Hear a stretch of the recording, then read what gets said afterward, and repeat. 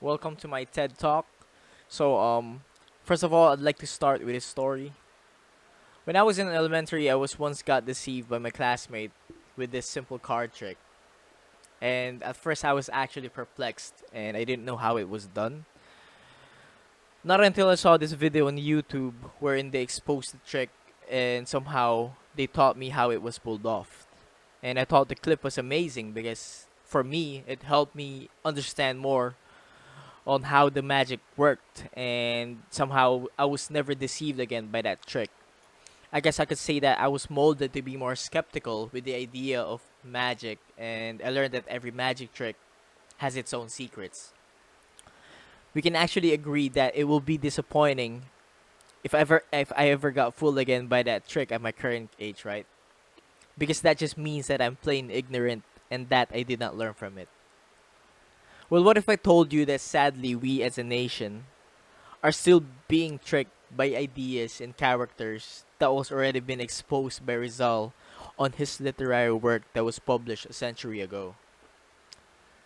This literary works was created for him to help his fellow men to be awakened and realize the unjust things that were happening towards that era. So let me ask you a question. Is the Philippines in a better state right now compared to the era of Rizal?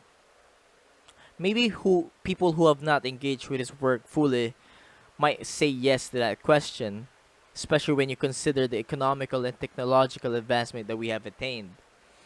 But undeniably speaking, quite a number will and definitely disagree. Can we really say that the Philippines is in a better state when we, the normal people, are still being manipulated and blindsided by the same villains that Rizal once depicted?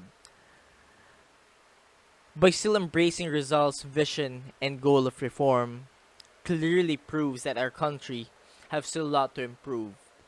The fact that we can still relate to Rizal depicts how little of progress we had attained for the past century. I guess what I'm saying is we need to be more critical now and then, just like Rizal, and we need to be more vocal in correcting the wrongs, and we need to be more skeptic with events that are folding around us. But again, how? Being open for ideas, freeing ourselves from our own ego, providing compassion towards others, standing for the oppressed, and addressing what needs to be addressed are what we need to be the key factors for the whole process of our betterment as a society. Respectfully speaking out can help enlighten our fellow countrymen, especially the ones who are deprived of proper education. Social media can be a tool, but of course, we need to be more careful when propagating facts and ideals. Not everyone might agree, but protesting for our rights and freedom is something that is vital for our society.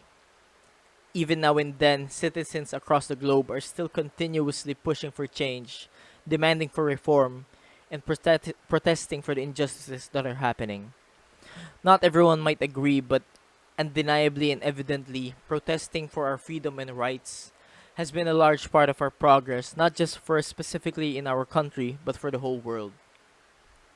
And for that sole reason is why we need to make Rizal obsolete. Making Rizal obsolete does not mean that we disregard his vision as a revolutionary, but it means that we are actually, ironically speaking, have achieved what he wanted to attain for us. To get rid of the blight, the corruption, and the hindered mentality that we still have today, we need to start to think not just for our own good and consider the flaws that was already been exposed by Rizal and start to learn fully from it. Hopefully, we will not be get deceived anymore by the tricks that was already been exposed by Rizal. And hopefully in the future, Rizal will be completely obsolete because the dreams that he created for us will then be created to be more realistic on our country. So yeah, thank you for listening to my TED Talk. Rizal Talk, I mean, and yeah, bye bye.